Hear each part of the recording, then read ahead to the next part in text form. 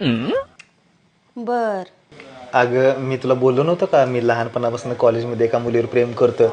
आमच्या दोघांचा लग्नाचा विचार आहे, म्हणून मी तुला भेट घालून आणण्यासाठी म्हणजे देण्यासाठी इथं आणलेलं तुला. हीच का ती? हां. बर बर.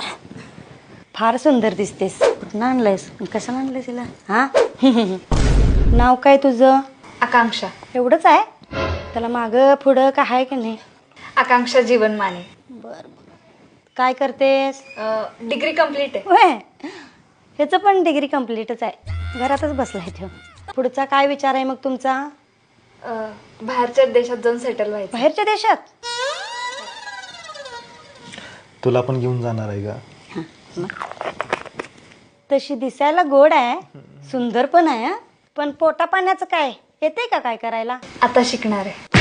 आत्ता शिकणार आहे ती स्वयंपाक करायला. म्हणजे मी शिकवायचं माहिती ना? अगं मी कॉलेजमध्ये डबा बिबा घेऊन गेलो नाही ना, तर मला ती मॅगी शिजवून आणून देत होते. अरे वीरू, सणाला पोळ्या करतात रे पुरणाच्या.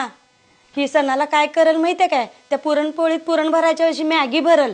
आणि काय होईल माहितीये काय? ते मॅगी पोळी करून देशील आमसनी तू. किती बारी. गप बस, हसतोय वाड्या. मॅगी पोळी. आई मी करून देते तुम्हाला. किती छान. अरे देवा, आता ही झेंडूबामची बाटली संपली.